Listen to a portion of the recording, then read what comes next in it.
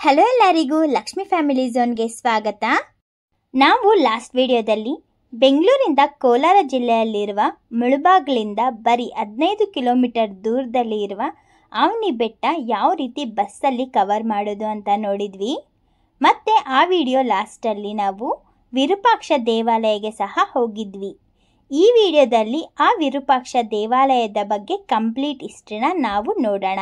ಈ ವಿರೂಪಾಕ್ಷ ದೇವಾಲಯ ಕೋಲಾರ ಜಿಲ್ಲೆಯಲ್ಲಿರುವ ಮುಳಬಾಗಿಲಿಂದ 5 ಕಿಲೋಮೀಟರ್ ದೂರದಲ್ಲಿ ಇದೆ. ಈ ದೇವಾಲಯವನ್ನು ವಿಜಯನಗರ ಸಾಮ್ರಾಜ್ಯದ ಕಾಲದಲ್ಲಿ ನಿರ್ಮಾಣ ಮಾಡಲಾಗಿದೆ. ಈ ದೇವಾಲಯವನ್ನು ವಿಜಯನಗರ ಅರಸರ ದಂಡನಾಯಕನಾಗಿದ್ದ ಲಕ್ಕಣ್ಣ ಹಾಗೂ ಮೂಡಣ್ಣ ದಂಡೇಶ ಎನ್ನುವವರು ನಿರ್ಮಿಸಿದ್ದಾರೆ.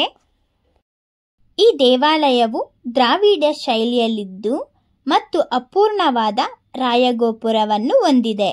ಈ ದೇವಾಲಯವನ್ನ ಶಿವನಿಗೆ ಅರ್ಪಿಸಲ್ಪಟ್ಟಿದೆ.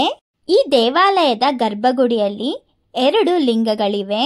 ಒಂದನ್ನು ವಿರೂಪಾಕ್ಷೇಶ್ವರ ಆತ್ಮಲಿಂಗವೆಂದು, ಇನ್ನೊಂದನ್ನು ಮಾರ್ಗದರ್ಶೇಶ್ವರ ಶಿವಲಿಂಗ ಎಂದು ಕರೆದು ಪೂಜಿಸಲಾಗುತ್ತೆ.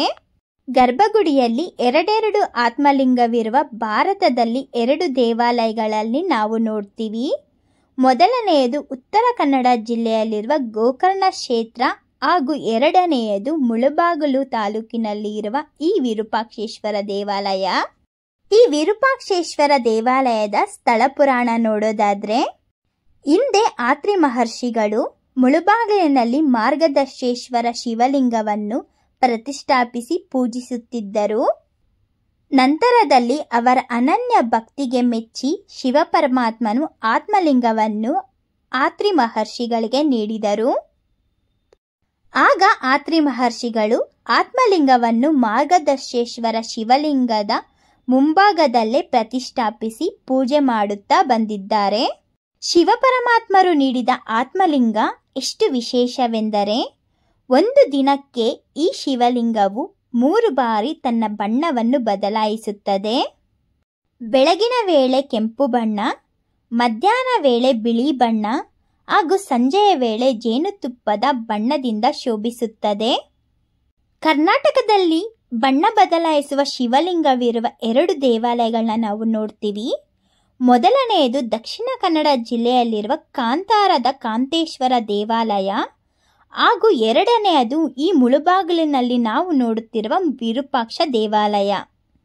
ದೇವಾಲಯದ ಇನ್ನೊಂದು ವಿಶೇಷವೆಂದರೆ, ಈ ದೇವಾಲಯದಲ್ಲಿ ದಿನದ ಬೇರೆ ಬೇರೆ ಸಮಯಕ್ಕೆ ಅನುಗುಣವಾಗಿ ಆತ್ಮಲಿಂಗದಿಂದ ವಿಕಿರಣಗಳು ಹೊರಸೂಸುತ್ತಿರುತ್ತದೆ. ವಿಕಿರಣಗಳು ನಕಾರಾತ್ಮಕ ಶಕ್ತಿಯನ್ನು ಒಡೆದು ಹಾಕಿ ಸಕಾರಾತ್ಮಕ ಬಲವನ್ನು ನಮ್ಮ ದೇಹಕ್ಕೆ ಒಂದುಗೂಡಿಸುತ್ತದೆ. ದೇವಾಲಯದ ಮುಂಭಾಗದಲ್ಲಿ ಒಂದು ಸ್ಥಳವಿದ್ದು, ಆ ಸ್ಥಳದಲ್ಲಿ ಧ್ಯಾನಸ್ಥರಾಗಿ ಕುಳಿತಾಗ ಈ ವಿಕಿರಣಗಳ ಕಂಪನವನ್ನು ನಾವು ಅನುಭವಿಸಿ ನೋಡಬಹುದು. ಈ ವಿಕಿರಣಗಳ ಶಕ್ತಿ ನಮ್ಮ ದೇಹದಲ್ಲಿರುವ ಎಷ್ಟೋ ಕಾಯಿಲೆಗಳನ್ನು ನಾಶ ಮಾಡಿ ನಮ್ಮ ದೇಹವನ್ನು ಬಲಪಡಿಸುತ್ತದೆ. ಈ ದೇವಾಲಯದಲ್ಲಿ ಇರುವ ಆತ್ಮಲಿಂಗನ ನೋಡಿಕೊಂಡು ಅದರ ಜೊತೆಗೇನೆ ನಾವು ದೇವಾಲಯದ ಆವರಣದಲ್ಲಿ ಇರುವ 5 ದೇವಸ್ಥಾನನ ಮಿಸ್ ಮಾಡದೆ ನೋಡಬೇಕು. ಶ್ರೀ ಭೂನೀಲ ಸಮೇತ ಲಕ್ಷ್ಮೀ ವೆಂಕಟೇಶ್ವರ ಸ್ವಾಮಿ ಸನ್ನಿಧಿ, ಶ್ರೀ ಮಹಾಗಣಪತಿ ಸ್ವಾಮಿ ಸನ್ನಿಧಿ, ಶ್ರೀ ವೇಣುಗೋಪಾಲ ಸ್ವಾಮಿ ಸನ್ನಿಧಿ, ಶ್ರೀ ಕಾಮಾಕ್ಷಿ ಅಮ್ಮನವರು ಮತ್ತೆ ಶ್ರೀ ಬಗುಳಾಮುಖಿ ಅಮ್ಮನವರು. ಈ ದೇವಾಲಯದ ಆವರಣದಲ್ಲಿ ಇರುವ ಬಗುಳಾಮುಖಿ ದೇವಸ್ಥಾನವು ರಾಜ ವಿಕ್ರಮಾದಿತ್ಯರು ಸ್ಥಾಪಿಸಿದ್ದಾರೆಂದು ಹೇಳಲಾಗುತ್ತೆ. ಈ ಎಲ್ಲ ದೇವರುಗಳನ್ನ ದರ್ಶನ ಪಡ್ಕೊಂಡು ಮತ್ತೊಂದು ದೇವಾಲಯವನ್ನ ನಾವು ನೋಡಬೇಕು. ಅದು ಯಾವುದು ಅಂದರೆ, ವಿರೂಪಾಕ್ಷ ದೇವಾಲಯದಿಂದ 200 ಮೀಟರ್ ದೂರದಲ್ಲಿ ಇರುವ ಶ್ರೀ ತ್ರಿಪುರ ಸುಂದರಿ ಮಾರೆಮ್ಮನವರು. ನೀವು ಇನ್ ಕೇಸ್ ಈ ದೇವಾಲಯನ ನೋಡಬೇಕು ಅಂತ ಅನ್ಕೊಂಡ್ರೆ ಇಲ್ಲಿರುವ ಎಲ್ಲ ದೇವಾಲಯಗಳನ್ನು ಮಿಸ್ ಮಾಡ್ದಂಗೆ ನೋಡಿ. ಯಾರಿಗೆಲ್ಲ ಈ ವಿಡಿಯೋ ಇಷ್ಟ ಆಯಿತು ಲೈಕ್ ಮಾಡಿ, ಶೇರ್ ಮಾಡಿ, ಕಮೆಂಟ್ ಮಾಡಿ. ಇದೇ ರೀತಿ ವಿಡಿಯೋಸ್ಗೋಸ್ಕರ ನಮ್ಮ ಚಾನಲ್ಗೆ ಸಬ್ಸ್ಕ್ರೈಬ್ ಮಾಡೋದು ಮರಿಬೇಡಿ. Thank you.